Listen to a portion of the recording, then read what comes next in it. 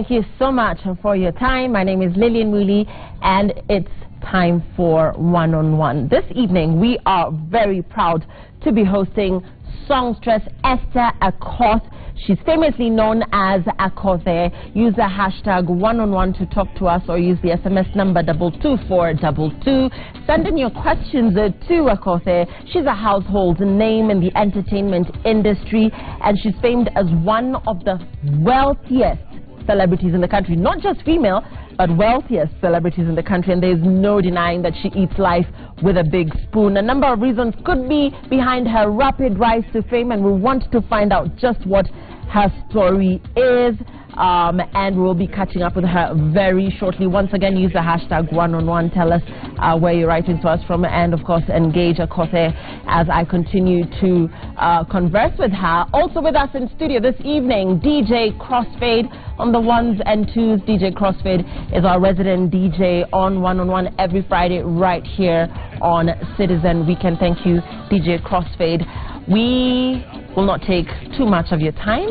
Let's cross over to Akothee.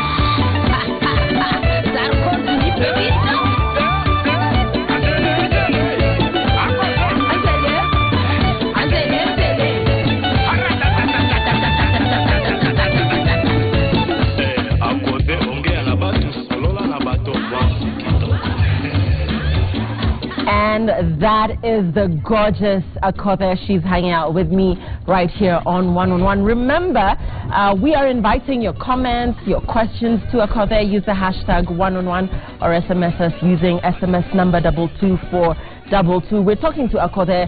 Very recently, in fact, in the last week or so, she dropped her new single with Flavor from Nigeria. And, of course, that is trending across the airwaves. How does she manage to do these collabs with these big African superstars? We want to find out from Akothee, and she'll be joining me right here on set in just a minute. We're very excited to have her with us. And, of course, once again, use the SMS number 22422 or tweet using the hashtag #1on1. And here's the lovely lady herself, Akothee. Thank you so much for joining us this evening. Glad to see that our seats resemble your dress, same color. Karibu. Asante. Welcome. This is Akothee, the very beautiful. By the way, you can dance, girl. I mean, but before we get to the dancing, let me start with, there's a bit of confusion. Are you from Kisumu or Mombasa? Where do you call home? I'm from Migori County in South Nyanza. Migori County. Yes. So the whole Mombasa story, that was later? Yeah, that was later. Okay. I went in search of greener pastures. Greener pastures. But I was born and bred in Migori County. Okay, so Akothee is from Migori County. You have known to be pretty open about your story, Akothee, about struggles that you've endured in your journey to the top. So tell us, what's your journey been like? What is your story? My journey, like family life or music? Basically, let's begin with you and your upbringing, and basically where Akothee was discovered, your musical journey. Where did this all begin? I would say, first and foremost, I'm a mother of 5, and three girls and 2 boys. When I was young, I used to sing in church, in school choir. When I got married, I used to sing in church. I think I was the best soloist in Awendo SDA Church. When I got divorced, then I decided to join secular. Okay. So I discovered myself as a secular artist. In church? In church I was a gospel artist, of course. So when my marriage got dissolved, of course I was thrown into the world. And let's stop right there. I think you're going too fast. So you told me you have 5 children. First of all, how does she have 5 children and look this hot? You have a very nice body. Thank you. But let's start with, you say you got divorced. Does this mean you got married very early in life, or is this a recent development? Yeah, I got married at a very early stage. I got married at the age of 14, although my parents were very, very stable parents and well educated. I just rebelled as a teenager. I can see many people ask me, how comes you gave birth as a teenager while your mother was a teacher? I mean, my mother was, I would say my mother is the best mother anybody would like to have, because she's tough and very straightforward.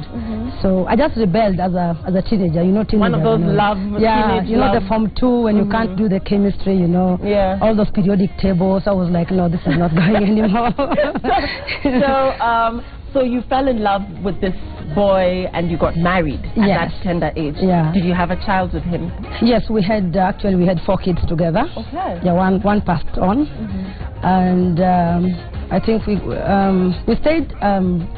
We had a very beautiful family. We used to sing together in church as a family, me, my 3 kids, and him, until when we came to Nairobi, and he got a job, and I think we just got bored of each other. I think he got bored of me, and he chose another woman over me. So this whole time when you were 14 years old, what happened to school then? I dropped out of school, ran and got married to him, and I would say I served the mother as a house girl for 7 solid years, because he had to go to school and I had to stand in for him to be educated. And then he finished his school, he came to Nairobi in search of a job. So I said, I can't just stay at home, because I was a very intelligent girl. And every time I went to visit him in the university, I couldn't speak very good English. I would admire those women, those ladies speaking English, and I would just look at them, look at their lips and try to figure out, So, and I would hide myself, and I would see some of my schoolmates we went together with in Nyabisawa. Me, I dropped out, and then they joined the university. So something kept on waking me up, like, Esther, whatever you're doing for yourself is no good. And my headmistress, Mrs. Mwango, every time she met my mother anywhere in the market, she would go like, where is Esther? That girl is very intelligent. She's got to finish her school. So my mother always was on my neck with this school thing until I decided to go back to school.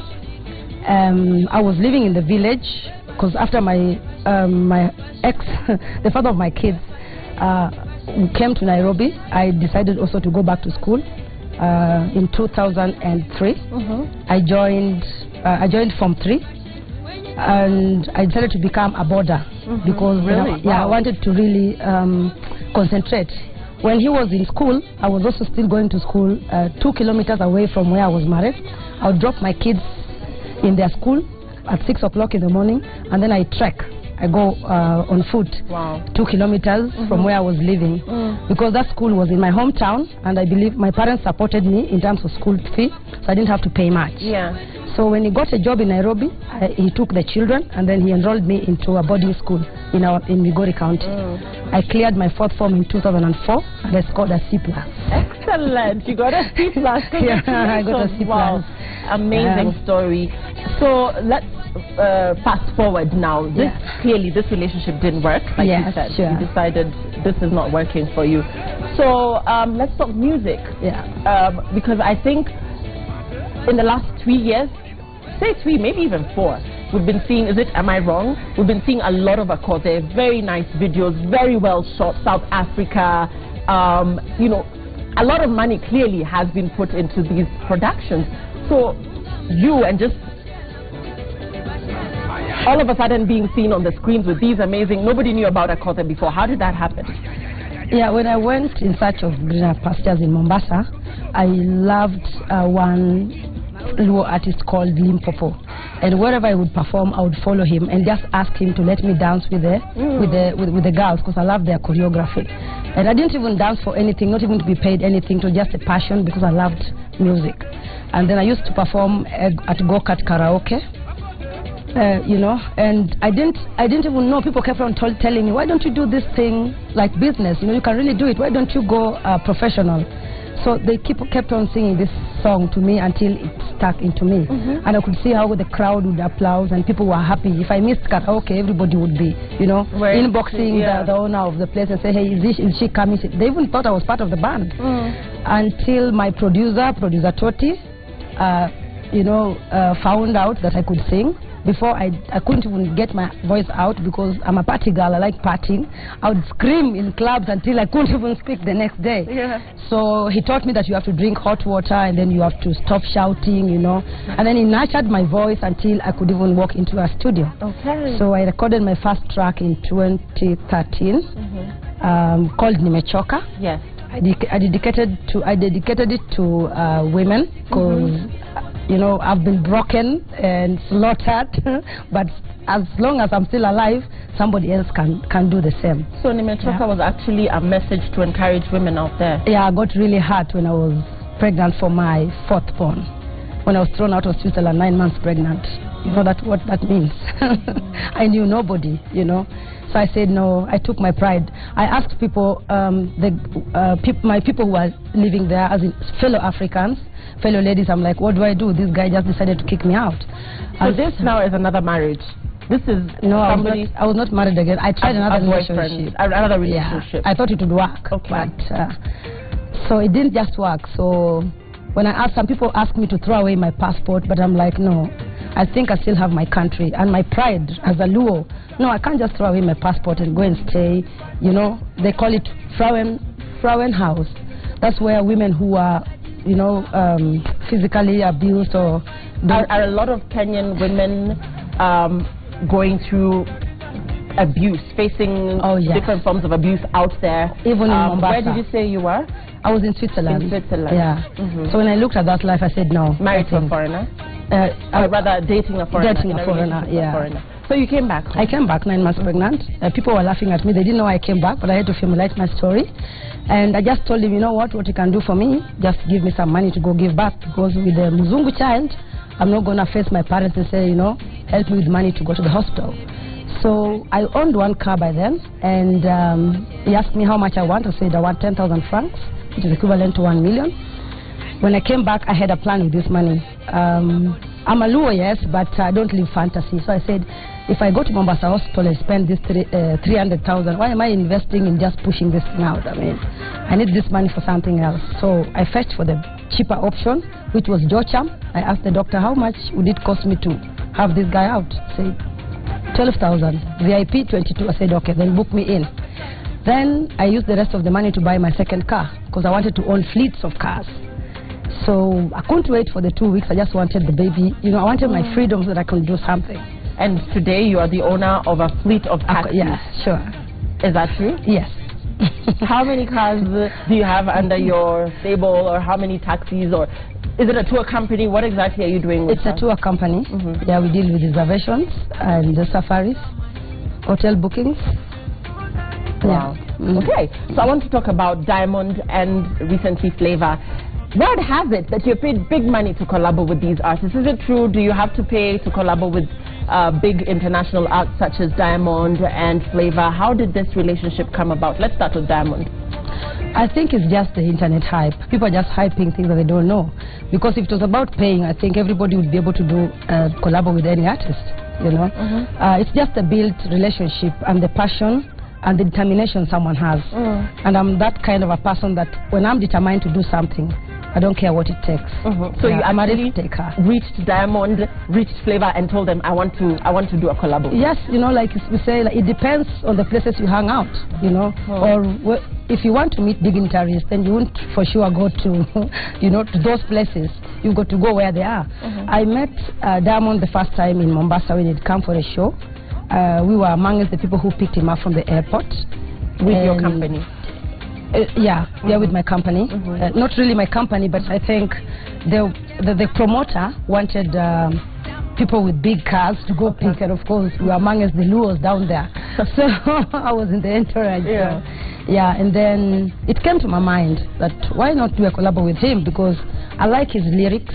You know, I just like him as a, you know, as a person, as an artist, the way he performs and the way he presents himself. And I said, let me give it a try. I contacted the management. They asked me to meet them. I flew down to Tanzania. We had a meeting. I came back. And then we met in Johannesburg when I'd gone to shoot my video, my song, Shengerera Mama. We discussed again. They said, wow, when you're done with things, then we can meet in the studio and do something. Okay, great. So I definitely met all of them in South Africa. Very, very well said. And before we hear about how Akothee met Mr. Flavor, because she's got a new single with Mr. Flavor as well from Nigeria, we're very excited about having you here in studio, Akothee. We will be just getting a little bit of a snippet of Akothee's single with Diamond, That's My Sweet Love. Okay.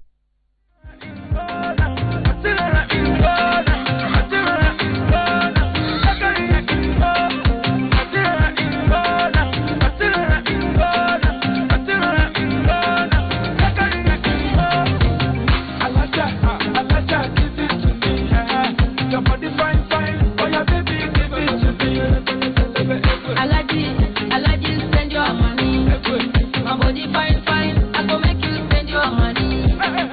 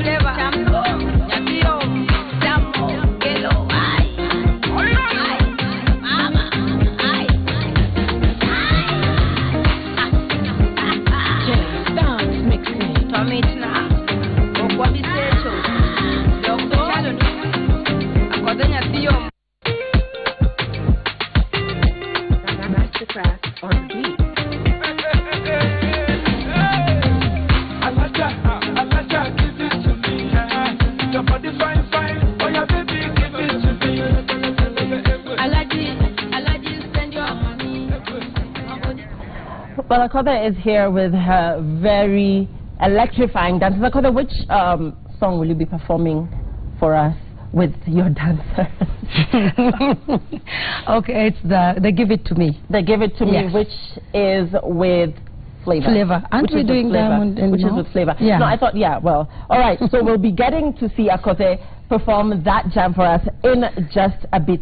Akothee, you know, there's been a bit of controversy. People feel that you're more famous for your wealth than your music. Is that an unfair statement? Let's talk about, for instance, what the source of your wealth is, really, because that's what people are asking. How did you get this wealthy? How did you actually manage to get all this money? You have a successful taxi company, you've got a successful tour company, and you're in real estate, and you are planning to buy a jet, and you've got these lavish homes in Mombasa and Migori, and of course are planning to buy a jet, like I said. So the source of your wealth, that's what everybody wants to know. Just as I mentioned before, you know, the 10,000 francs I came with from Switzerland, which is 1 million Kenya 1 shillings. million Kenya shillings. I believe if it were given to somebody without brains, she would have done wonders within 1 week and the money would have been spent. But then I sacrificed and put my pride down as a Luo and decided to invest the money. So my money is clean money. The 2 shillings I have is very clean money. I just sacrifice my, you know, how do you call it, my time, you know, time for my family, just to make sure that I can put something on the table. And I am a disciplined person. Yeah. Okay. Wow. So with 1 million shillings, what the message you're giving us here is that you can do wonders with just 1 million. Yeah, big time. Okay. So long as you are a self-driven person, disciplined, and you have a destination. Let's talk about your children, Akothee. Your relationship with your kids now, being a single mother. Talk to us about that. You being this career woman, you're in entrepreneurship, you're a musician, you're traveling the world. Let's talk about your kids. I would say it's not a walk in the park. Yeah, it's a lot of challenges because I'm playing the part of the father and the part of the mother as well, and the business lady, an entertainer, you know, and then the Esther, not even the Akothee. I would say that it's all by God's grace that I'm still alive, but the burden is quite heavy because this is 5 attentions, you know, and then I am number 6. And then you have the rest on your back. And I would say that God really gave me very nice children because they saw me through all the troubles. So they don't dare trouble me because they don't want me to feel the pain that I felt all through. And I made my children, actually I don't have friends. My children are my best friends because they are the people who can never turn their back on me. And they can't even dare call me names because I am their mother by chance and not by choice. Why do you say you don't have friends? Have people let you down? Yes, a lot, and especially with when the fame came, they just dropped along the way, and I think up to now I'm only holding around 2, 3 friends who's been there for me. I would really say I have that one mother. I call her my mother, Maria. She's a teacher at Gashie. She always mentored me. She saw me through my divorce. She still see me through with my kids. She counsels my kids. She counsels us. She's always there for us any time of the day. And I would say that she's one friend who's been really there for me. Even yeah. So, you know, some of the questions that are coming in from single mothers sometimes feel, I mean, they shy away from having children with other people because of what society will think, because of what their family will think. So here you are with your 1 or 2 babies, with a certain man, and then that relationship ends, and then you're stuck there because you feel like having a child with somebody else will sort of, first of all, be a burden on you financially. Secondly, you will be judged. What's your message to women who find themselves in that situation? I always say that until I grew up, I learned that no one has plans for you. When I gave birth to my 3 kids, I think I was still a child.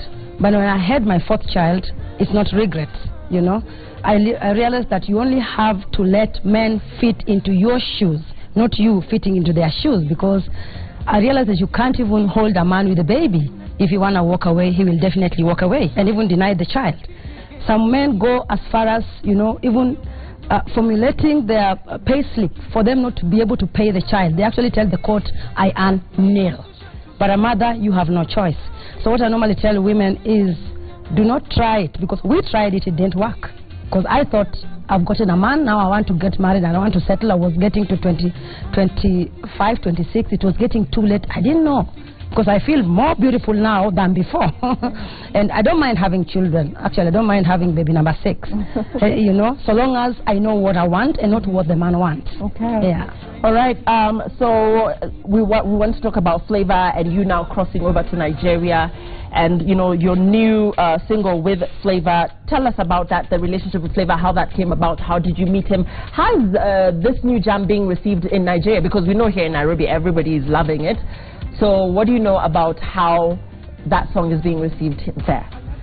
Okay, they received it with their 2 hands. And for me, it's a shock, actually, because Diamond's song was received with a very big hype. And the Flavour song, you know, I was sure, but then I was like, I don't know what. You know, already people are asking why I'm talking in the video, and I'm a mother of 5, you know. And I go like, I mean, when I was supposed to talk at teens, I was busy giving birth. So right now, it's my time just to have fun. Yeah, because the dancing in the Flavour video has you twerking all over the place. Yeah, because I'm a dancer, and for you to be an artist, you don't just have to sing to be an artist. An artist, it's you know, an artist, someone who is able to do arts, you know, not art and craft, but you're able to, you know, do extraordinary things which are not normal. Where was the video shot? It was shot in South Africa. In South Africa. By Godfather Productions. Okay, and as we wind up, Akothee, what are people expecting to see from you now that we see this aggressive lady bringing us one hit after the other? What are we expecting in the near future? Oh, big things are on the way. Yeah, I'm here to stay. Yeah. Great, good things are coming. That is good to know. So as we wind up with Akothee, she's got, like I said, a new single just released with Flavour, and we will be taking a look at that just as we wind up. Akothee, your message to people that perhaps find themselves in situations like you are. Your story is quite remarkable. You have overcome a lot of challenges. What would you like to wind up this interview with? A word to your fans. Yeah, first and foremost, I'll say thank you so much, my fans, for your support, especially to mothers, single mothers. We say team single. You don't plan to be in another relationship anytime soon. I don't mind. The guys who are asking for your number here, we should tell them not happening. So long as they're not in my faces, because I don't want to be called sugar mommy at my age. How old are you? I'm in my early 30s. Early 30s is not a sugar mommy. You know, no, they call sugar because I don't want to be somebody's sponsor, because nobody sponsored me. I sponsor myself. So this is your hard-earned money. Yeah, exactly. I work hard, Lillian. I think I sleep maximum 5 to 6 hours, you know, and I'm a go-getter, and that's what I want. I will always get, because I believe in myself. And I don't believe in rumors, and I don't take people's opinions, because at the end of the day, it is my life, and nobody's living it for me. I messed it up, and I have to make it work. And you are extremely honest and candid about your story. People are asking, how much are you worth? Well, just give us a figure. Just drop a figure here. Everybody is blown away by this fabulous life that you're living. Started off with 1 million Kenya shillings, and now are a millionaire, a billionaire. What would you say? That one I can't rate. So long as I'm healthy, I am wealthy. Yeah. Okay, great. And I want to read the feedback from our viewers. I love you so much, Akothee. Indeed, you're a superstar. Somebody is saying, please drop your contacts. That one, Team Mafisi Stories. I'm a single lady. I would really like to talk to Akothee. So your story is really encouraging a lot of the single ladies out there. Great lady, have gone through similar tribulations, but God has seen me through. Thank you so much for sharing your story. Somebody here is saying, thank you so much, Akothee. You're a lady of unmatched sagacity. Keep it sweet. Thank you. Great lady, have gone through similar tribulations. Again, thank you very much. You've really encouraged me, Akothee. And thank you for sharing your story with us. So people really thanking you for sharing your story and wishing you well and loving your singles. Thank you so much for finding time to join us on One on One. The hashtag is One on One, but they're also saying you need to give us a performance, a concert. Sometime soon, people want to see you in action somewhere in concert. Yeah, it will come. It's on the way. All right, the hashtag is One on One. Keep talking to Akothee. What's your Twitter handle? At Akothee Kenya. At Akothee Kenya. Akothee with a double Instagram E. at Akothee Kenya. Yeah. Okay, great, good stuff. All right, over to you, Akothee. Thank you very much for watching. My shoes.